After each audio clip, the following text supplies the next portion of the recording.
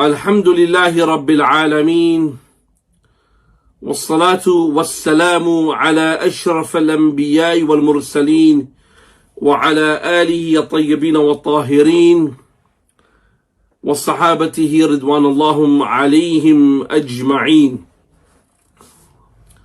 السلام عليكم ورحمة الله تعالى وبركاته. First and foremost, I would like to acknowledge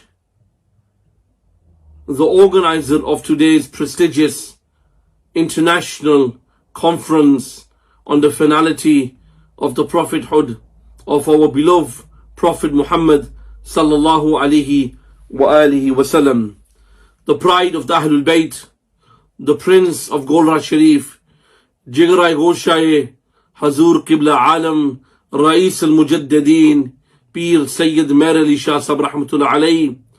I'm referring to Hazrat Allama P. Syed Farid الحق Ghilanī Shah Sahab. Shah Sahab, I want to congratulate you for fulfilling the right of the Ahlul Bayt and for rising up to the challenge, just as your great grandfather over 100 years ago rose up against the fitna of the Qadiani movement. May Allah subhanahu wa ta'ala bless you. May Allah preserve you, and may Allah allow you to continue the great efforts and the endeavors to defend the deen, to defend the way, and to defend the great tradition of our A'immah, inshaAllah ta'ala. Many international scholars will be speaking about the polemical differences with the Qadiani movement, the misrepresentation of the Qadianis in their interpretation of various Quranic and Hadith literature, how they have abused the relevant literature to fulfill their own objectives. I will not be spending my time very briefly on that at all. I will be giving a message to ultimately our ulama. I will be advising our organizers of this conference, the viewers, the ulama, the listeners around the world on a number of things I believe are extremely important in the modern day in countering the fitna, the tribulations of the Qadiani movement.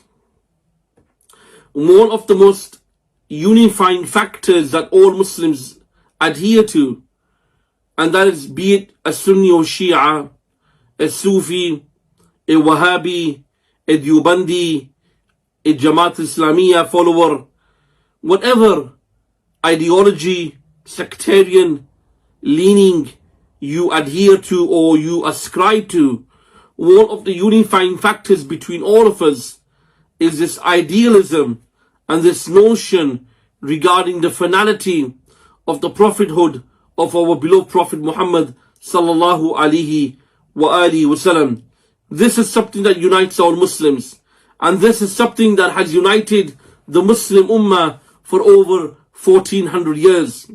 The concept that Muslims will accept certain differences, but there's a red line when it comes to the issue regarding the honor and the idealism and notions surrounding the finality of the Prophet Muhammad sallallahu alaihi wasallam. 1400 years ago, in the plains of Arabia, such challenges were put forth against the great Khalifa of the Muslims, the great friend of the Prophet Muhammad sallallahu alaihi wasallam, Sayyidina Abu Bakr as-Siddiq radiyallahu anhu, in which he had the challenge of facing Musaylima al-Kadhdhab, the liar who claimed to be a prophet. At the end of Rajab, in the 11th year of Hijri, he sent out a Muslim army that were predominantly the Sahaba from Badr and Uhud and the early of the Akabirin of the Sahaba. The narration says 13,000 soldiers under the leadership of Sayyidina Khalid bin Walid radiyallahu anhu marched on the plains and marched towards Musaylim al-Kadhdhab to destroy his idealism and to confront him regarding his fitna. From a usuli perspective, this was the first time we see in the history of Sunni Islam the application of ijma'a has a hujjah being employed by the Muslims. This is the first example where all the Sahaba made an ijma'a. The Muslims collectively made a consensus and said that anyone that claims to be a prophet, anyone that claims to be a messenger after our Prophet Muhammad sallallahu alaihi wasallam, he is a dajjal, he is a liar, and he is from amongst those 30 liars whom the Prophet had prophesied. From the history of humanity, we have seen many people that have risen up and that have claimed and have made this claim that they are a prophet.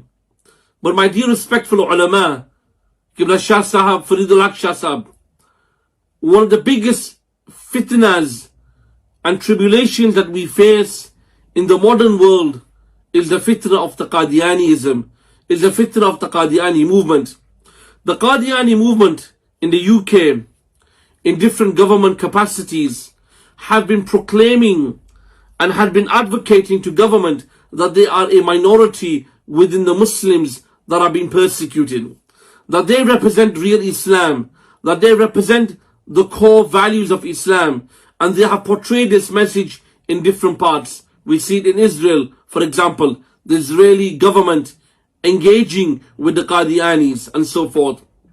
And that is why I believe it is the duty of ulama and our politicians and our public leaders that we come together and we lobby government and we lobby the UN and we lobby various government agencies and NGOs to explain to them our criticism and our objections towards the Qadiani movement. Why do we reject them? Why will we not accept them as a minority within the Muslims? Like we have the minority Shia Muslims, we have a minority movement within other Sunni Islam. These are people that are within the Ummah, that are still Muslims. We accept that they are a minority, but we have to be able to explain to government forces, to government agencies, what is the wisdom behind why we reject the Qadiani movement. We have to be able to use our resources.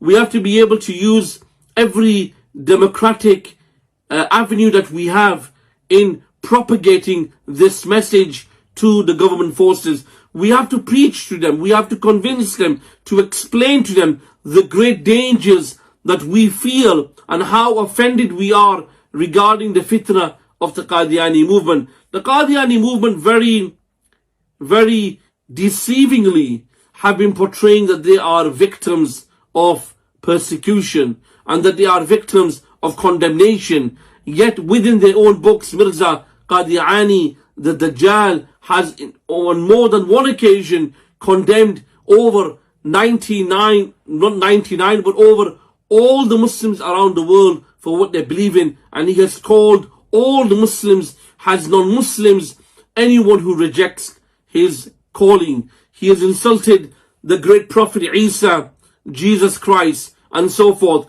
He has instigated this tribulation and this disunity within the Muslims. And that is the reason why we as ulama, as academics, as intellectuals, we have to put together our resources.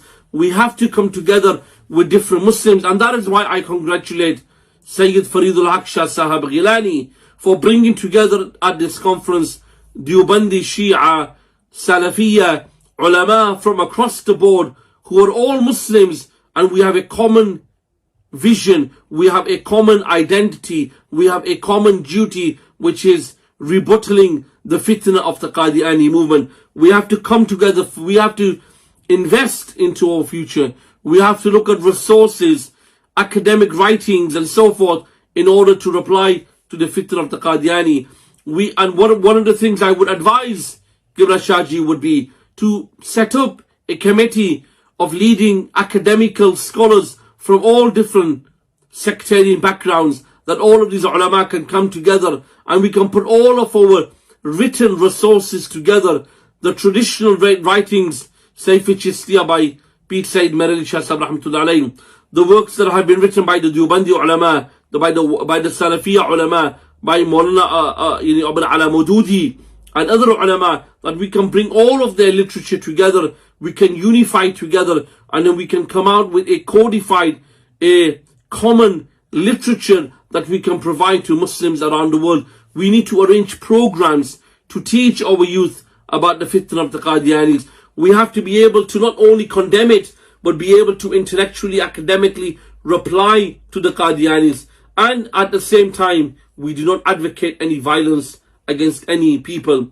This is not the Sunnah, and this is not the way of our beloved Prophet sallallahu alaihi wasallam, nor is it the traits and the ways of the Ahlul Bayt. May Allah subhanahu wa ta'ala reward you, may Allah protect you, and may Allah subhanahu wa ta'ala give us tawfiq that we as Muslims can come together to continue to honor the finality of the Prophet sallallahu alaihi wasallam by living up to the standards that are demanded of us Muslims. Again, I want to thank the organizers, specifically Faqr al-Sadat, the pride of the Ahlul Bayt, the Prince of Golra Sharif, Pir Sayyid Farid al-Haq Shah Sahib Gilani, Hafidahullah Ta'ala. May Allah protect you, may Allah reward you, may Allah answer all of your prayers, and may Allah subhanahu wa ta'ala keep your saya upon us, may Allah keep your feet above our heads, and may your leadership be above us, so that we may continue to work in the footsteps of your great forefathers. Jazakallah khairan, wa alaikum salam wa rahmatullahi wa barakatuhu.